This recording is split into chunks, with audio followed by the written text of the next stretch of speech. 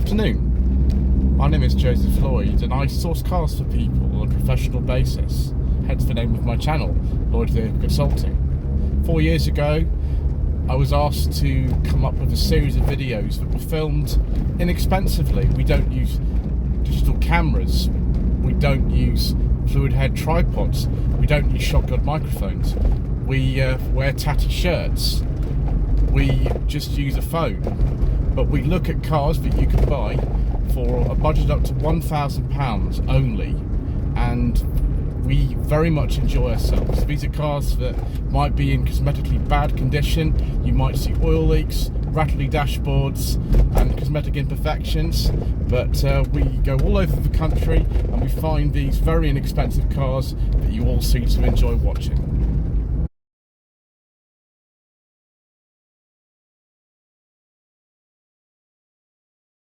Well, viewers, what a treat we have lined up today.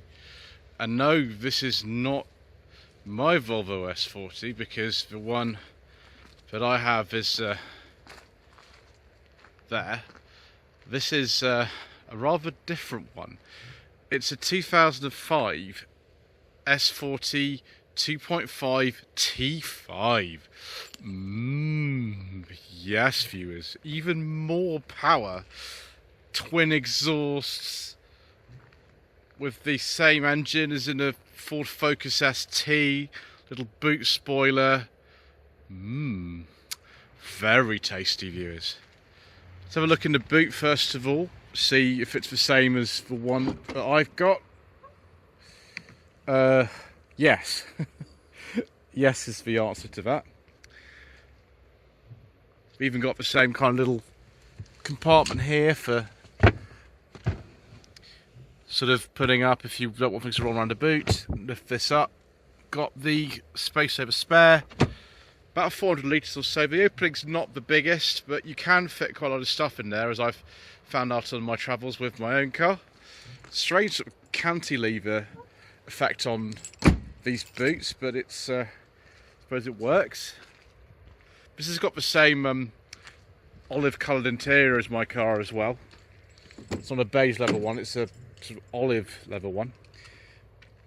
We had some mats in there, obviously typical Volvo owner, mats over mats and that sort of thing. But in contrast to the one I have, we've actually got some sort of silver inserts and things like that, which I suppose is up to you in terms of your taste. I mean, I prefer, personally, the sort of wood bits like that and the wood on the centre console and things, but overall the interiors are quite similar. One thing I am lacking on mine, and this car actually does have, although these are both SE models, is the old Volvo sat-nav system there. I can't remember if it actually works properly or not. There might be a problem with the sort of motor that moves the screen up and down. We'll see in a second if that is the case. But yes, both pre-facelift ones. The S40 Mark II, based on the same platform as the Ford Focus Mark II, came out in 2004. This is a 2005, mine is a 2006, both pre-facelift. The S40 and the Mark II C70 and the V50 are a bit longer though than a Focus. The C30 that I filmed last time I was here at LSB Car Sales near Fatcham in Berkshire is actually on the sort of original version of the Focus platform, and they have the same wheelbase. These have a little bit longer wheelbase. So probably got some options on here. One thing you don't get, and I think it maybe was specified on my car, is an electric driver's seat. There isn't an electric driver's seat in this car at all. It's a manual one, which is unusual. It also seems to go a bit further back than the driver's seat in my car, which is nice, I suppose. So still got the minute door pockets, which are ridiculous. Electric windows all round, of course. Not automatic lights, but because it's a Volvo, the dipped beam and the tail lights are running all the time anyway, unless you put the side lights on. You can put it into the you know, normal mode that it would have for the sort of headlamps at night, which allows you to use the high beam properly. But apart from that, you don't really need to change the lights. Nice and simple dashboard. That's the wrong key, viewers. Let's get the correct key out. There we go, 2 keys. Yeah, driver's door open, I know. So standard sort of mid 2000s Volvo kind of sort of things. Oh, that sat nav screen is really struggling, isn't it? There we go. Okay, shh. Shush. Right, what you have to do... Oh, be quiet for a second, will you? What? Right. What you got to do with this is actually use this remote. We can actually exit the system. We can decline that. Shush. Shush, little screen. Right. Yeah. Don't know what's going on with that. Okay. So, we've actually got a slightly different infotainment system in here. We've got more features. So, we've got Bluetooth phone connectivity in here. We've got the sort of earlier version of it. Let's put that down there. And weirdly, we've actually got cup holders in the centre console. My car doesn't have cup holders. I'm assuming that is some kind of option or something like that. I wonder if the manual mode works on this car. It doesn't work on my car. We've got some nice little chrome rings round these little buttons for the stereo volume and the tuning, and then the fan speed and the temperature. So we've got a few more bits, and on my car that's just blank. And we've got on-call and SOS in this car as well. So we've got some features which are missing and some that have been added in. Really weird. Electric sunroof, which is good. Then the original Matson was left in here. And then on the steering wheel, we've actually got these buttons for the phone, which is nice, I suppose. Heated seats, of course. Can't remember if my secret mission doesn't go in the glove box or not. They might do. It looks like they do. We actually have the card for the sat nav in here. Yeah, we do. Brilliant. Right. Yeah. Also, other thing we have in this car, which is not in mine. I'll show you this. Is the child booster seats. So we've got a sporty rear spoiler, twin exhausts, it's got a tow bar on this as well, and integrated child seats. Sort of Volvo thing. I'm not sure how legal these are anymore, but if you want to put them down, you just press this, pull this out there, and it sort of locks in down there. It's quite difficult to do with the left hand, I found, so we'll have to sort that out a bit later. If I sit on that, that might actually work. Not the most rear space in these. Oh, there we go. That's worked. They're a bit cramped, sort of for your knees and things. I mean, I'm in. One thing I would probably suggest if you need a bit more room is buying the V50 Estate, which is identical to this, apart from the fact it's a 5-door Estate rather than a 4-door saloon. Lumbar support there. Cigarette lighter in the back. No door pockets. Do we have a nice armrest with cup holders? Yes, we do. Got to have a look in here as well. This compartment there, locking wheel nut key, excellent. Wonder why this car's got the cup holders and mine doesn't have them. It's really annoying. Gosh. Oh, viewers. Oh, got the same wheels though. We've got exactly the same wheels. So yes, somebody clearly had taste when they bought this car back in 2005. Although why it says Mercedes-Benz Direct on it, I have absolutely no idea. Answers on a postcard, which will be filed in the circular filing cabinet in the corner of my office. The one marked rubbish bin. Right, I think we'd better take a look into the bonnet, shall we? Well, it looks a bit different under here, actually. We've got a Pipercross Performance air filter in here, and we've clearly got something going on with this enormous hose. Don't have a turbo in my car, but we've got a standard. I think this is an earlier T5, so it's about 216 horsepower. The later ones were a little bit more. Yeah, it's not the easiest just to work on it. You have to sort of be a bit ingenious to get the air filter actually out of here. And doing a cam belt, these are a cam belt engine. would be a bit more difficult because of all that other stuff in the way. But yeah, T5s as well, they tend to be more prone to oil leaks than standard 5-cylinder white block engines. So just be aware of that. You could get, you know, far less exciting engines in these from 1.6 litres upwards, 4-cylinder Ford and Mazda units. But you know, if you're a proper Volvo aficionado, then you know the T5 and the normal 4-cylinder white block are the things that you really want. Right, I suppose we better take this out for a little spin.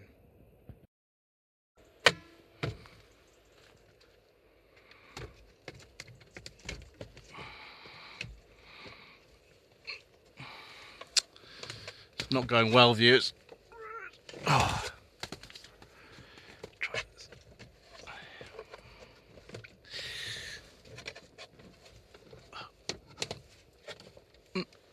No, that's not working.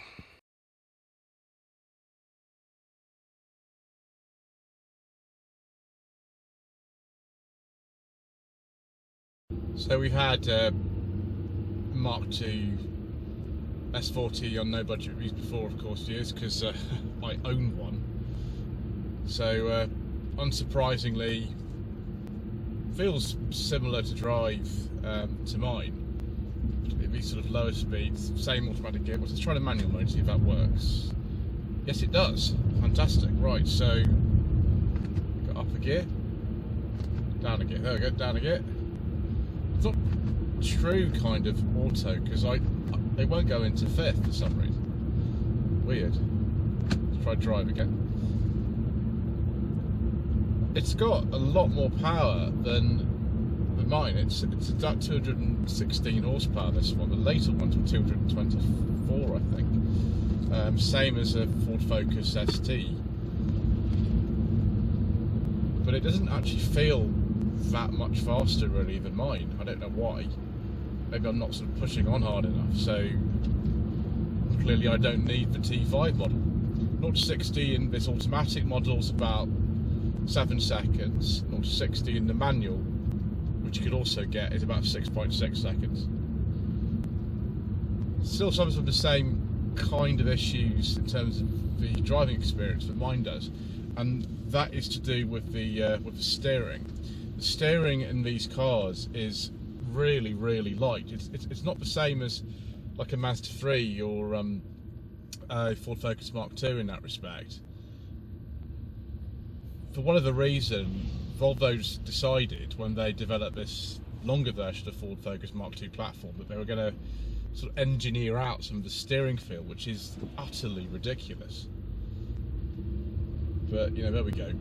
Having owned a T5 Volvo myself before, I think probably what it is with this is that this engine's all torque, and like only if you absolutely stamp on the accelerator do you really notice a lot of a difference between this and the normally aspirated 5-cylinder white block. Some of the other engines you could actually get were 1.6 litre Ford C-Tech SE or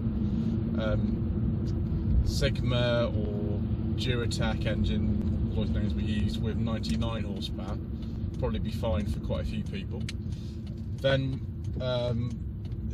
we have the Mazda engines, similar engines to ones in the NCMX5, a 1.8 123 horsepower that I have tried in the C30 that I filmed last time I was at LSB car sales.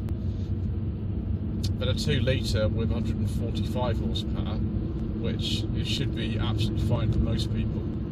Then of course the 167 brake horsepower 2.4 white block that's in mine, and then this T5. There are also some diesels available, but as usual, due to controversial government legislation and all kinds of other reasons, we don't talk about diesels on this channel.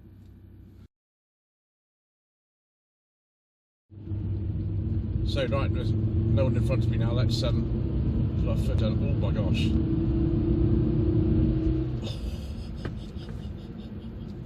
I love Volvo white block engines. They make such a great noise. So the same state of tune as you get in a Focus ST, and just a much more comfortable and relaxing car, far softer suspension. Said the steering's a little bit on the light side, there's not as much feel as I would really like, but I'm going quite a lot faster than I thought I was. I better slow down viewers a little bit. Yeah, steering's okay. It's just if you drive something like a Lexus IS200 or MGZS 180 or S40 V6 or something like that, something a little bit older, you sort of realise that actually the older cars had great steering feel, and all the modern ones, even one from 2005, just kind of didn't, which is a bit of a shame. But you know, never mind. I'm not actually getting that much worse fuel economy in this either. It says 28.6, whoever the last place drove this was, and I may only get about 33. On a long run, you'd probably get in this late 30s, in the non-turbo early 40s. I've got 41 miles per gallon before on a long run. But yes, it's interesting to drive this, but I do like it, but I don't necessarily think that I need to change my S40 to this one. I mean, it's nice, but I prefer mine.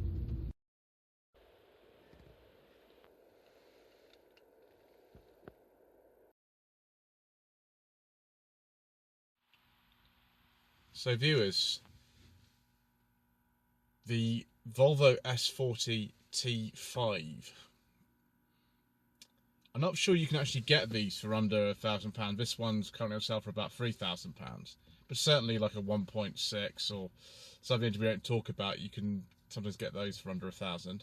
But anyway, is this a car that you should consider with your hard-earned budget of whatever happens to be? Well, yes, I own one of these cars, and you know, mine's a really well looked after example. It was formerly owned by a Volvo Owners Club member, as am I. This one, yeah, it's nice. It's got similar mileage actually to the one that I have, but I'm not sure it would justify the extra expense for me, because I'm not sure I'd use that power most of the time, although it's quite good fun when you can. Anyway, that's about it really. Thank you ever so much indeed once again for watching. Please don't forget to subscribe to the channel. Like this video in the comment below. Thank you again to Lee at LSP Car Sales near Factory in Berkshire. Let me have a go in this car, and we shall see you again soon for more very, very low cost motoring.